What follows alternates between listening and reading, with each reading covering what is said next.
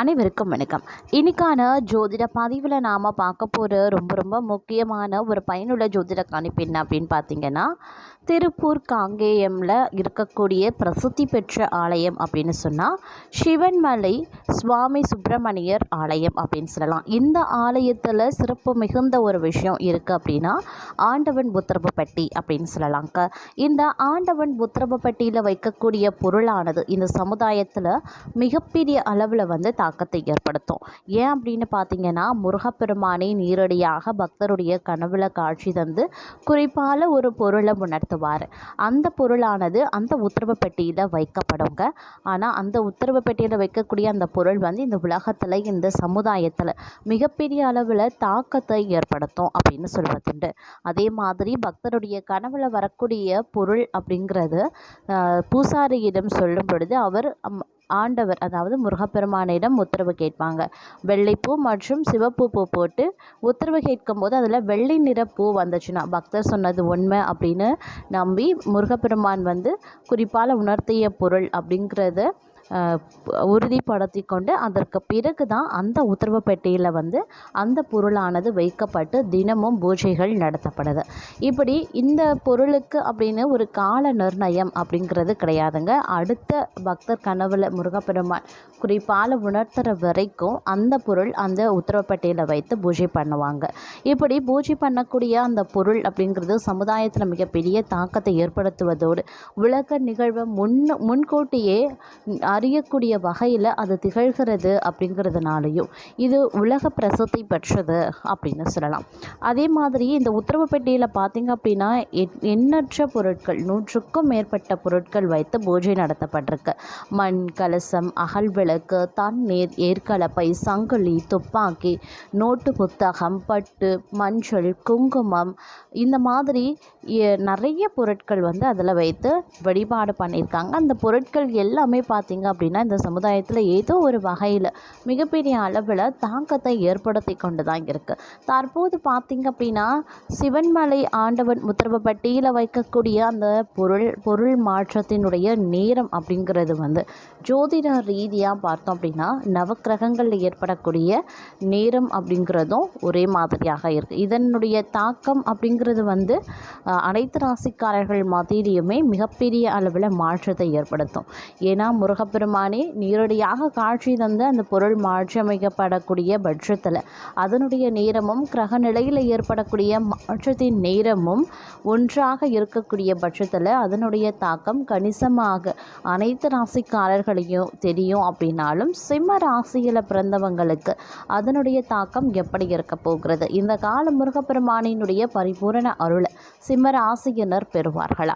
முருகப்பெருமான் அவர்களுக்கு இந்த காலத்தில் ஏற்படக்கூடிய சிக்கல்களையும் பிரச்சனைகளையும் தீர்ப்பாரா அப்படிங்கிறத பற்றியும் நவக்கிரகங்களினுடைய மாற்றத்தில் அசுப கிரகங்களால் என்ன மாதிரியான பலன்கள், என்ன மாதிரியான துரதிர்ஷ்டங்கள் ஏற்பட போகிறது, நவக்கிரகங்களில் சுபக்கிரகங்களினுடைய தாக்கம் அவர்களுக்கு எப்படிப்பட்ட என்னென்ன விஷயங்களில் சாதகமான நிலைகளை உருவாக்க போகிறது அப்படிங்கிறத பற்றின முழு தகவலை நீங்கள் தெரிஞ்சுக்க வீடியோவை ஸ்கிப் பண்ணாமல் கடைசி வரைக்கும் பாருங்கள்.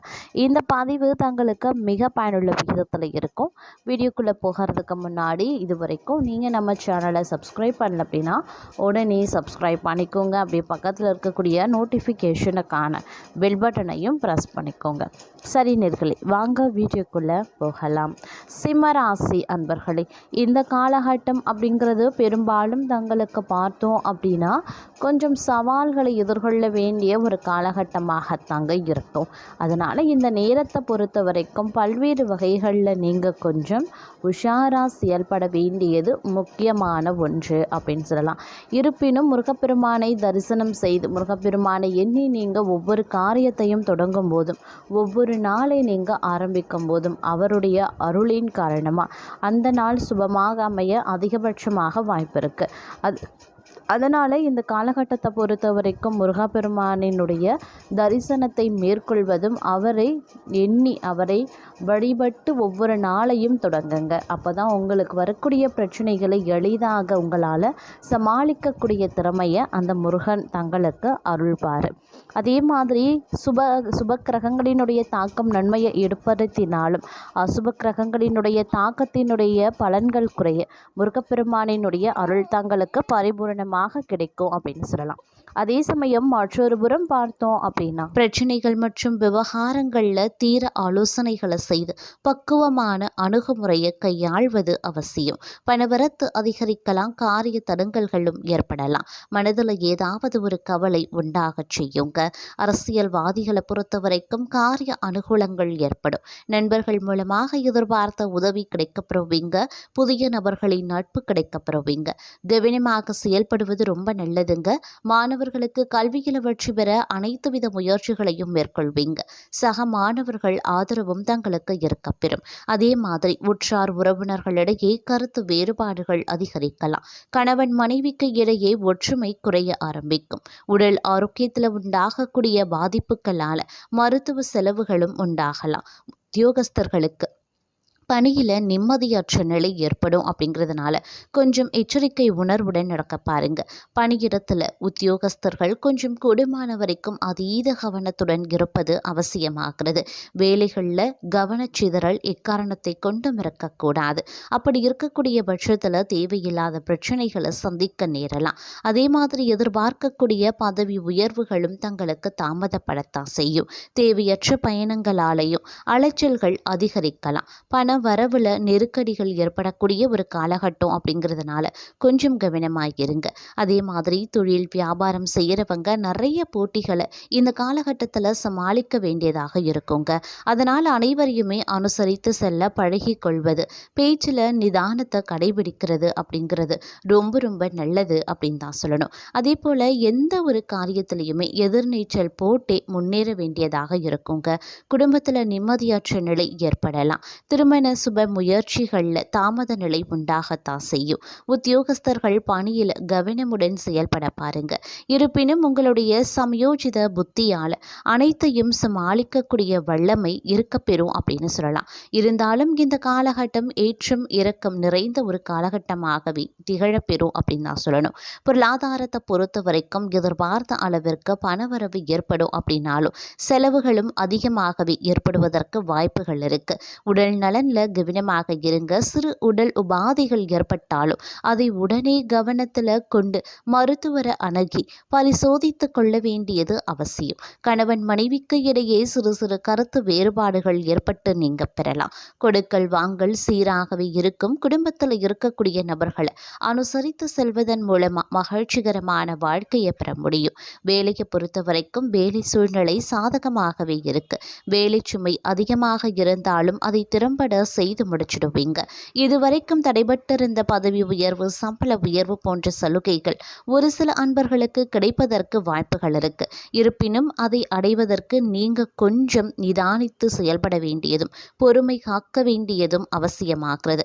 உயர் அதிகாரிகளையும் சக பணியாளர்களிடத்திலையும் அனுசரணையோடு நடந்து கொள்ள பாருங்க.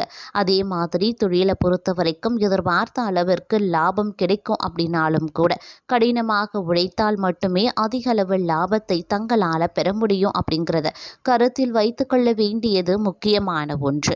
இந்த காலகட்டத்தை பொறுத்த வரைக்கும் பார்த்தோம் அப்படின்னா பணவரவு எதிர்பார்த்த அளவிற்கு ஏற்பட்டாலும் அதே சமயம் சுப விரயங்கள் ஏற்படுவதற்குரிய வாய்ப்புகளும் இருக்கப்பெறுகிறது. உடல் நலத்தில் கவனமாக இருங்க. கணவன் மனைவிக்கு இடையே கருத்து வேறுபாடுகள் ஏற்பட வாய்ப்பு இருக்கிறதுனால ஒருவருக்கொருவர் விட்டு கொடுத்து செல்வது மிகுந்த நன்மையை தரும். முடிந்த அளவுக்கு வாக்குவாதங்களை தவிர்த்து அமைதியாக இருப்பது மிகவும் நல்லது அப்படின்னு சொல்லலாம். வேலையை பொறுத்த வரைக்கும் வேலை சுமை சற்று அதிகமாகவே இருக்குங்க. உடன் பணி புரிபவர்களின் ஒத்துழைப்போடு அந்த வேலையை செய்து முடிக்க முயற்சியும் பண்ணுவீங்க. இருப்பினும் முழுமையாக யாரையும் நம்பாம தம்முடைய மேற்பார்வையில் பார்த்து கொள்வது சிக்கல்களை தவிர்க்க உதவும் அப்படின்னு தான் சொல்லணும். அதே மாதிரி தொழில் வியாபாரம் அப்படின்னு வரும் பொழுது நீங்கள் எதிர்பார்த்த அளவிற்கு லாபம் கிடைக்க நீங்கள் கொஞ்சம் கடினமாக உழைக்க வேண்டியதாக இருக்கும். இரவு பகல் மாறாமல் கடின உழைப்பை நீங்கள் தர வேண்டியதாகவும் இருக்கலாம். அதே சமயம் நினைத்ததெல்லாம் நடக்கும் அப்படின்னு எதிர்பார்ப்பு அப்படிங்கிறது அதிக அளவில் இருக்கும். இருந்தாலும் அந்த எதிர்பார்ப்பு ஏமாற்றத்தை கொடுக்கும். அப்படிங்கிறதுனால தேவையில்லாத எதிர்பார்ப்புகளை வைத்துக்கொள்ள வேண்டாங்க. அது தங்களுடைய மனதிற்கு மேலும் வருத்தத்தையும் கவலையையும் ஏற்படுத்தலாம். இருப்பினும் சில எதிர்பாராத செலவுகளால் பணத்தை சேமிக்கக்கூடிய சூழ்நிலையும் உருவாகாது. அப்படிங்கிறதுனாலையும் இதன் காரணத்திலையும் உங்களுக்கு கவலைகள் உருவாகலாம். அதனால கொஞ்சம் உஷாராக செயல்பட பாருங்க.